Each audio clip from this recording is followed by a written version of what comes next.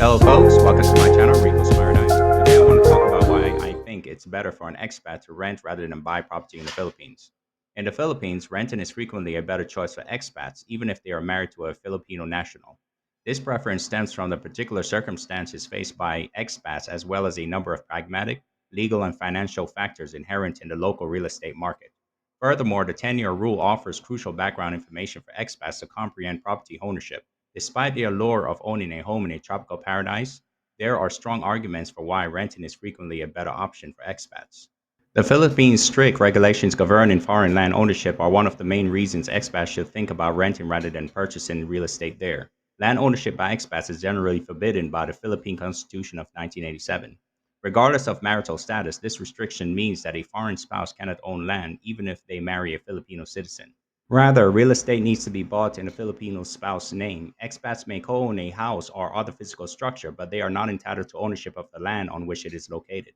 The expat has no claim to the land in the event of a divorce, which is one of the risks associated with this restriction. Unless special legal provisions are made, the expat may be subject to eviction if the Filipino spouse dies and the property passes to their heirs. These limitations make outright ownership a less desirable option, even in cases where expats are permitted to own property under specific exceptions, such as condos. Flexibility is one of the main benefits of renting rather than purchasing real estate in the Philippines. Renting offers a short term solution that enables immediate habitation without committing to a long term investment for expats, particularly those who may have ambiguous long term plans.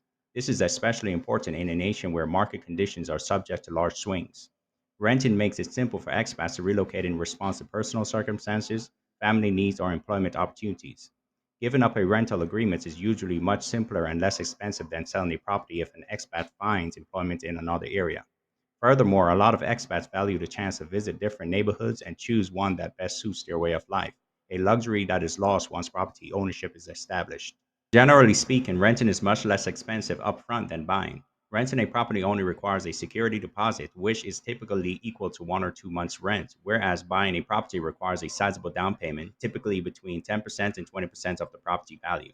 Newcomers who may not yet have established their financial stability in a foreign nation will find this lower barrier to entry especially alluring.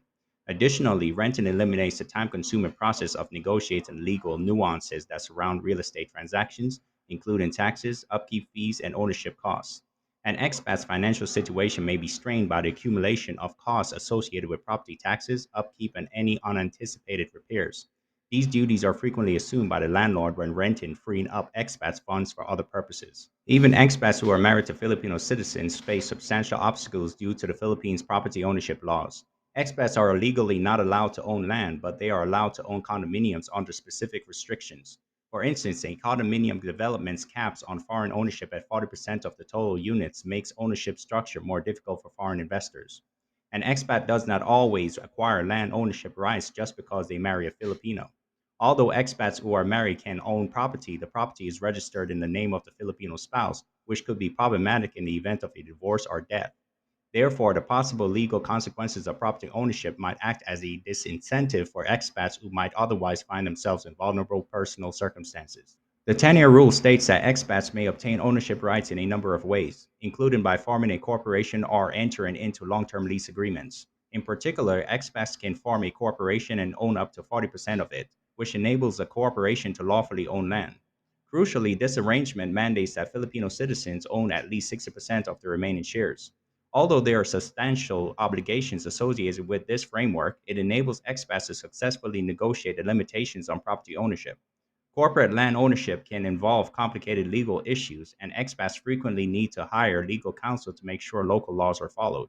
An expat must continue to be on the lookout for any potential problems arising from the corporate structure over time, as well as any changes in the law, even after they have successfully navigated corporation ownership.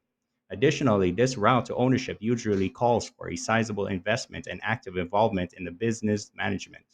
This could be more problematic than helpful for an expat who might place a higher priority on work or family relationships. There are inherent market risks when investing in real estate.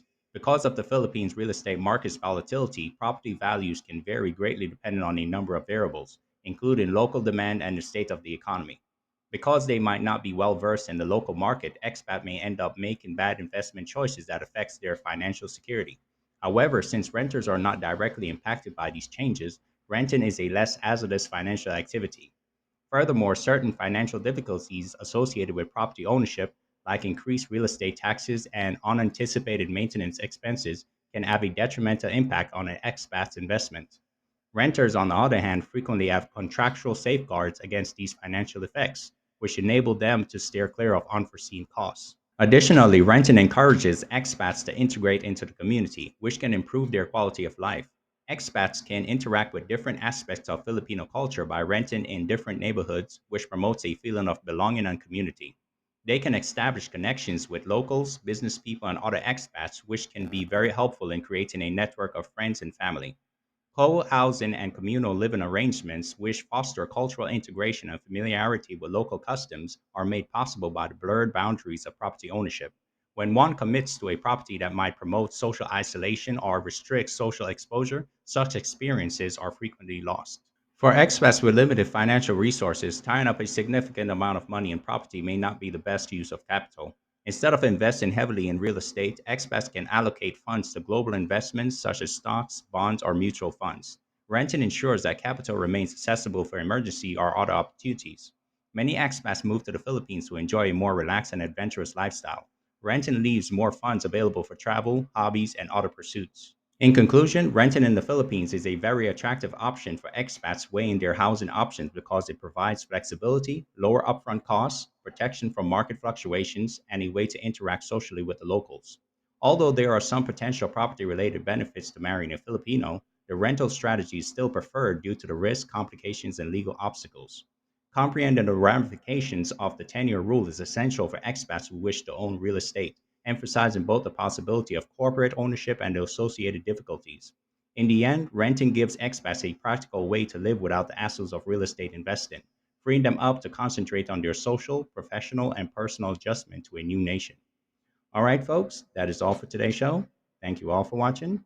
Until next time, have a good day.